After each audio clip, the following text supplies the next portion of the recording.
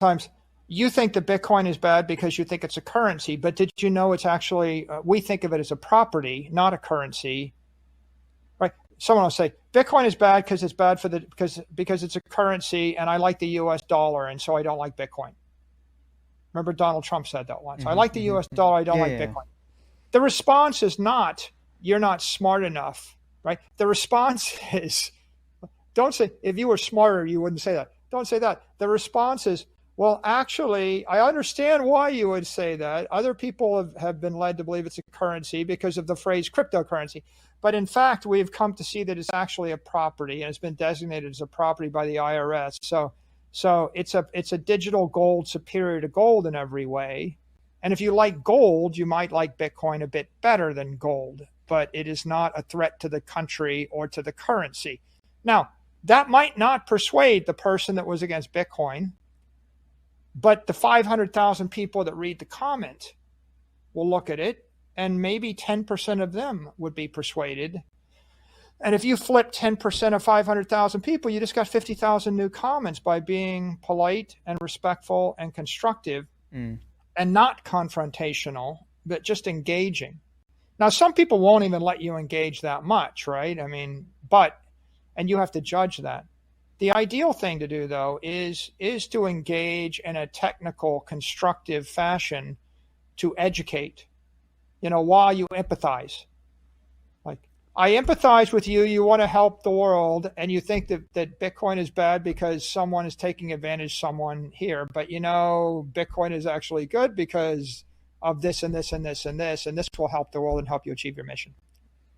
If we go out every day and we explain to people how they can achieve their goals in life with our technology, we won't persuade everybody, but you'll have the least toxic pushback.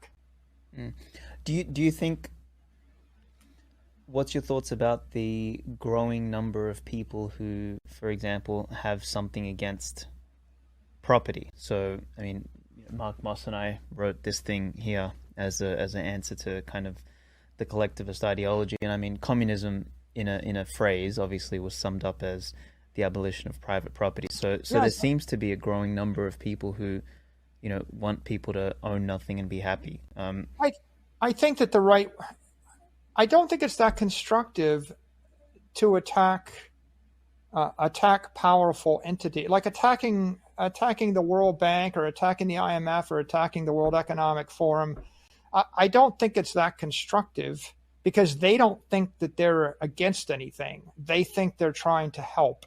And 40% of the society doesn't think any different. So all you're doing is isolating yourself. Let's take a place where they don't like property. Cuba. They don't like property. Like it's illegal to own anything. North Korea. It's illegal to own anything. They don't like property. Okay, I wouldn't suggest that you fly to North Korea and take out a banner and campaign to try to change the country. They're just going to shoot you, right? I mean, so the point really is, if someone is really totally against property, rather than, you want to go campaign for regime change in North Korea? Like, what's that doing for your family, right? Like, how's that helping everybody in America? A better idea is you have 250 million or 350 million people in the United States that believe in property right in front of your face. Why don't you just go introduce Bitcoin to them and get 1,000 times more powerful? Do you think if you're going to go to war with another country, why don't you go ahead and get 1,000 times more powerful before you pick that fight? Yeah, Right? well, I think that sentence there sums up the entire position. And it's the other issue is sometimes people are looking to be disagreeable. Like, you can, for example, the head of the IMF is actually a pretty intelligent economist, and she said some things that are very positive about Bitcoin and cryptocurrency. You could either embrace that and say, look, it looks like she understands what's going on, and you could be, focusing upon convincing the IMF to embrace Bitcoin because it helps them achieve their mission. Or you could just reject every banker everywhere in the world that works for any entity that, there are people that are still mad about what happened on Jekyll Island 100 years ago, right? But the point is, when you're tweeting, Neil Kashkari's time interview from 10 years ago, right? You're just being confrontational. On the other hand, if you just embrace the actors and the institutions today, then you're being cooperative. And what we ought to be trying to do is persuade them and win them over, as opposed to, do you really want to remind someone that they should fight with you and you're their mortal enemy forever? Like, if you declare war on someone, what that means is they need to declare war back on you. So I don't see it's constructive to pick those fights. If someone says something you find disagreeable, you can choose to say they're my enemy forever because of a character flaw. Or you can choose to say they said something I find disagreeable because they were misinformed or hadn't focused on the matter, and no one has explained to them why they should adopt the opposite point of view. You see, if you take the second view, you're just going to go educate them. And at the very least, you're not going to be toxic. If you take the former view, then you're going to cause them to be 100x more confrontational toward you than they otherwise would be, right? So you're actually kind of undermining your own interest to pick those fights. I don't think you need to. I think it's okay to say, look, Bitcoin is great for people that like property rights. And let me explain to you why this is aligned with property rights and freedom and technology and integrity. I think that's fine. I think flipping it and saying, no, we're freedom fighters, and so I'm going to go off to the Middle East and I'm going to fight for the freedom rights of this faction or that faction. Like, now you got the tail wagging the dog, or you lost the plot. The goal is not to fight over 100 other things. The goal is not to right all of the wrongs in the world that you disagree with. It's like angry young man behavior. The goal is to win. And the way you win is focus and don't make enemies. Right? It's easy to make enemies. It feels good, by the way. It's like, for example, it's like Elon Musk tweets something and some people want to go and attack him this way and that, and then they find out he's going to own Twitter. It's like, oops.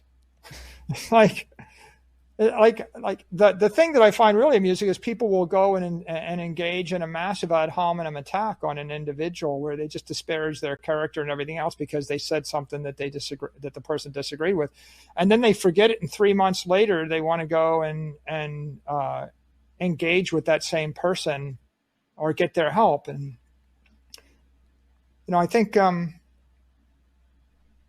what you find is, look, if you look at the blue checks, among the blue checks, 95% of the time they're very polite to each other. And that's because they have something to lose. They're named, and they have a reputation, and it will reflect badly upon them, their constituents, and their reputation if they act in a toxic fashion. It undermines their institution, their career, their credibility. On the other hand, anonymous actors on Twitter, especially the small NIM accounts, they don't stand for an institution, and they don't necessarily have that same reputation. They will go and be very, very toxic. And I can see the benefits of speaking truthfully and putting information on the record. But the issue with the toxicity is, like, if you're toxic to me, Alex, do you know what I do on Twitter when someone's toxic to me? I look for about 100 milliseconds, block, and never think about them for the rest of my life. Mm-hmm. Like, you literally will get 100 milliseconds. I don't type, you've been rude, I'm blocking you, right? I'm not going to literally click more than one button. I'm going to block. And when I do, you will never, ever, right, be able to engage in my stream ever again. So I think the blue checks, they know that. They're like, if one of them is like, I wouldn't go and be rude to someone with 5 million followers because they just block me and I will lose access to all 5 million of their followers forever. Maybe I would like to be able to say something to the, forget about the people. Think about the 5 million people underneath them, right? You need to get to those people. So being polite and constructive means that you stay engaged in the conversation. As soon as you you just slightly tweak it to be ad hominem, the best you can hope for is they mute you, but the more likely thing is they block you. And that same dynamic happens on other platforms and in the real world, which is you're just completely out of the conversation. So your goal is to persuade someone. It's like if you're a salesperson, you know this. If you spent 20 years selling to someone, you show up, they have the money, you want to make the sale, so they start by telling you you're stupid and you're ugly and you're poorly dressed and you're not as smart as them and they could do your job better than you could do the job. And the competitor gave a better price and blah, blah, blah. And they just trash you. You just smile and nod. And then they tell you they're not going to buy from you. And you say, well, I'll be here when you're ready. And you go home and maybe like 3 years later, you show up and you get the sale. Mm-hmm. And when you get the sale, you don't say, well, you really were rude to me and you were, a jerk. You just take the money and smile. The customer is always right. Because, you could do the opposite, right? You could just say, I don't want your money. You were a jerk to me. Okay. But the bottom line is most people are jerks, like at some point in their life. And by the time you X out all of the people that you find disagreeable, there's nobody left to do business with. And there's